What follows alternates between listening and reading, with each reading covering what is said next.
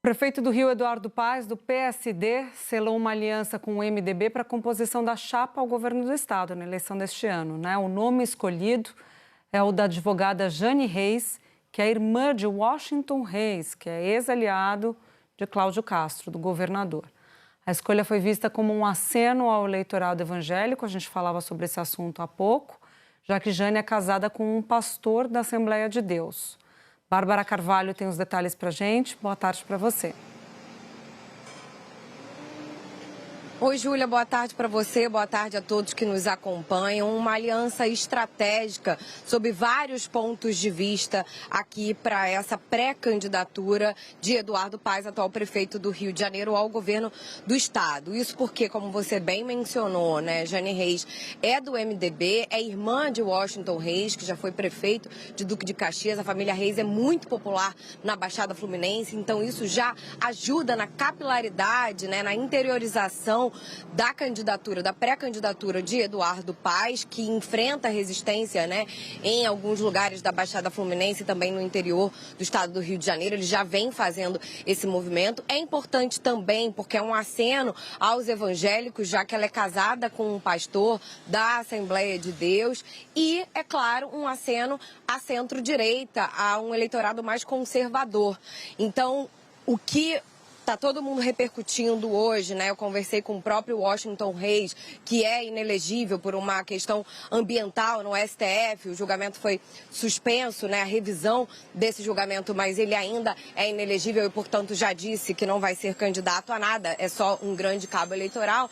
Ele disse que esse não é um casamento infeliz, que essa é uma aliança linda e que ele acredita que possa acrescentar muito à pré-candidatura de Eduardo Paes. Diz que, é claro, nenhuma eleição tá ganha, mas quando eu questionei a respeito do campo opositor, né, ou seja, de uma direita mais ligada ao bolsonarismo, que não tem um nome definido ainda de uma pré-candidatura, fala-se sobre Douglas Ruas, que é deputado, filho do prefeito de São Gonçalo, na região metropolitana. Também cresce o nome de Felipe Cury, que é secretário estadual de Polícia Civil, mas ainda não tem um nome definido no polo oposto. De qualquer forma, ele fala, olha, o Rio de Janeiro tem muito a ganhar com essa junção de forças. Agora, eles também falam, ele e o presidente do MDB nacional, Baleia Rossi, Washington Reis, lembrando, é presidente do MDB aqui no Rio de Janeiro, que há uma liberdade no partido para que cada estado estabeleça seu palanque da forma que for. Isso porque Eduardo Paes segue apoiando Lula, mas, apesar de ninguém dizer em on, nos bastidores, o que se diz é que o MDB vai apoiar a candidatura de Flávio Bolsonaro à presidência da República. Então, são apoios diferentes. Eduardo Paes, pré-candidato ao governo do estado, vai apoiar Lula, mas o MDB, que tem a vice agora, Jane Reis, nessa chapa, nessa pré-candidatura ao governo do estado, vai apoiar Flávio Bolsonaro. Mas eles falam que isso não é uma contradição, que, pelo contrário, a união de forças é o melhor para o estado do Rio de Janeiro. E aí é importante a gente destacar também uma fala de Baleia Rossi, porque ele fala que é uma importante coligação com viés de centro e que indicar uma mulher para vice fortalece ainda mais o MDB. Quero lembrar também que o Washington Reis foi pivô de uma crise no ano passado aqui no governo do estado, porque quando Cláudio Castro saiu para fazer uma viagem internacional, Rodrigo Bacelar, na época presidente da Alerj, ficou no cargo e demitiu Washington Reis numa demonstração de força, porque Bacelar viria a ser um pré-candidato ao governo do estado. Mas o que aconteceu foi um rompimento praticamente entre Castro e Bacelar e, na sequência, Bacelar foi alvo de uma ação da Polícia Federal porque ele teria vazado informações sobre uma operação para o deputado TH Joias, que acabou sendo preso. Então, Bacelar é presidente da Alerj, só que afastado, usa tornozeleira eletrônica e saiu do tabuleiro político. Então, esse é o cenário do momento. Há uma indefinição do outro lado, né, dessa direita ligada ao bolsonarismo, mas a chapa Paes-Jane Reis está formada. Júlia. Tá bem, Bárbara. Obrigada pelas informações. Otávio Guedes, agora sim, tudo bem? Tudo bem? Tudo bem também. Já começamos aqui o jornal, mas não tinha falado com você antes. Otávio, quero te ouvir sobre esse arranjo, né? O objetivo do Eduardo Paes não arranjar encrenca nem com a esquerda nem com a direita, mas de olho no que as pesquisas mesmos dizem, né? Pelo menos o que eu lembro aqui de cabeça da pesquisa da cidade do Rio de Janeiro é que tinha uns 50% de evangélicos, se eu não me engano.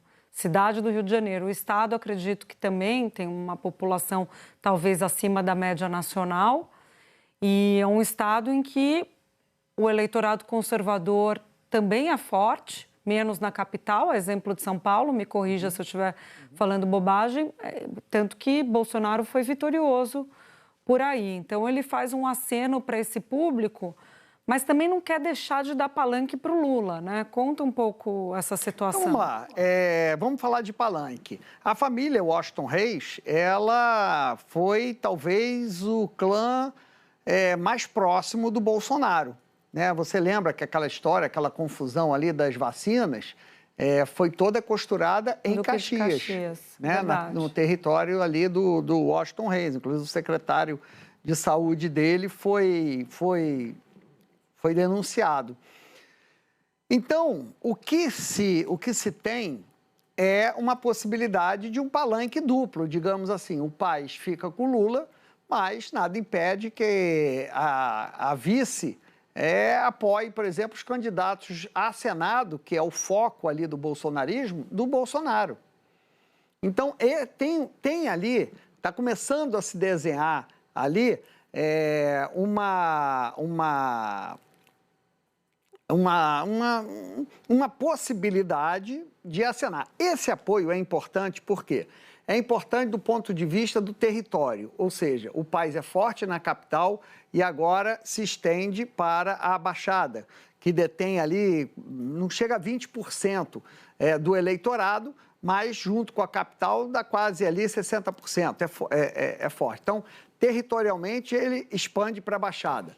Simbolicamente, é importante para o Paes, porque o Paes há uma máxima aqui no Rio de Janeiro de que a política não gosta do Paes, porque o Paes só governa para seu grupo pequeno. Então, quando ele se alia ali ao Washington Reis, acena também que ele vai fazer um governo, está buscando um governo de aliança, inclusive com caciques, chefes políticos importantes da política fluminense. Tem a questão religiosa, né? A questão ali de uma mulher como vice, evangélica, conservadora, e tem essa possibilidade aí de fazer o que o Paes sempre fez. O Paes nunca foi de esquerda. O Paes é de centro, sempre foi ali. O Paes não é lulista. Aliás, ele teve até dificuldade para se aproximar da família do Lula por conta de objeções da dona Marisa, pelos ataques que ele fazia ao PT durante aquelas CPIs do governo Lula. Enfim, então CPI um apoio... do bingo, lembra? Se eu não me engano, o Paes era da CPI do bingo, né? Eu não lembro exatamente se era do bingo ou do mensalão, mas ele... Teve bingo e teve mensalão. Ele atacava bastante. Então, assim, firma a imagem dele como um político de centro, dá a possibilidade ali de um apoio, de não ser uma chapa de esquerda, lulista. É isso, porque ele sempre foi um político de centro, nunca foi de esquerda, e leva a Baixada, que é importante também, e mostra simbolicamente que não é um político de patota, que é a fama dele. O nosso editor, o Super Luan Borges, nos lembra aqui, Otávio, que até o Washington Reis chegou a fazer uma homenagem ao pai do Bolsonaro. Você lembrava dessa? Não. Eu não lembrava. Ele deu como nome na inauguração, ele deu o nome do pai de Bolsonaro a um colégio da Polícia Militar do estado do Rio de Janeiro, que virou Percy Geraldo Bolsonaro, que é o nome do pai, que faleceu em 1995. É um contrato que foi firmado entre... A homenagem aqui é informações do G1, tá?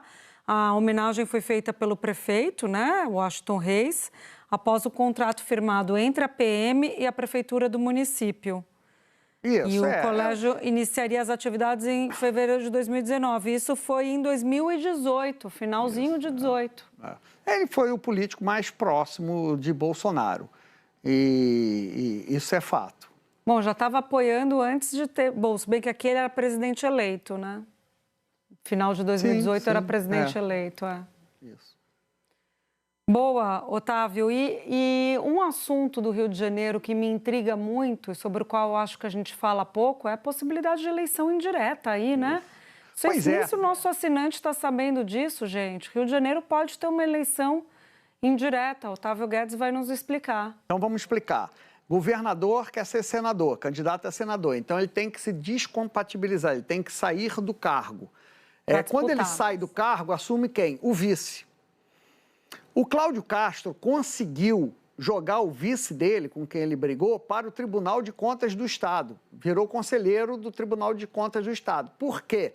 Porque ele queria colocar no Palácio Guanabara, quando ele saísse, o ex-presidente da Alerj, o presidente licenciado da Alerj, o Bacelar.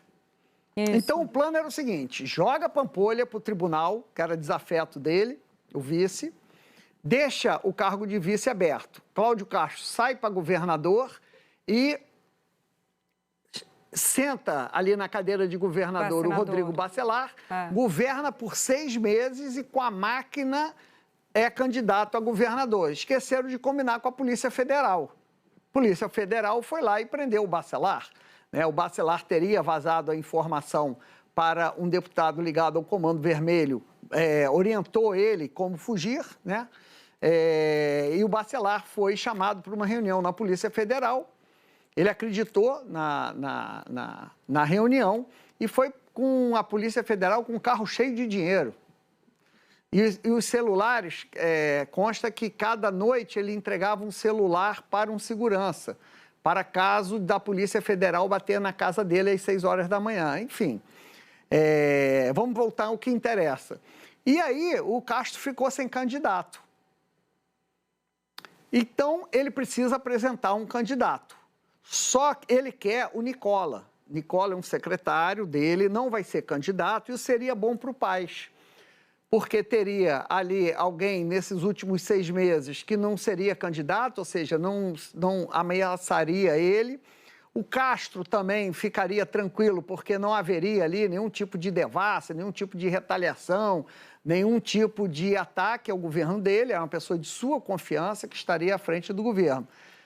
Mas, pelas informações que a gente tem, o PL não está muito satisfeito com isso, não. O PL, que é o partido do Cláudio Castro, quer colocar alguém que seja candidato a governador. Aí tem o nome do Douglas Ruas, que é filho do prefeito de São Gonçalo, tem o nome do Felipe Cury, que é o chefe de polícia civil.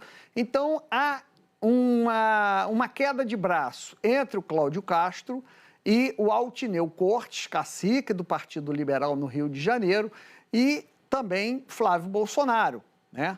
Então, a gente, na verdade, aqui no Rio de Janeiro, ainda há uma indefinição até de quem será o candidato, de que bloco será. Aventou-se até na possibilidade do PT apresentar um candidato, que seria o André Siciliano.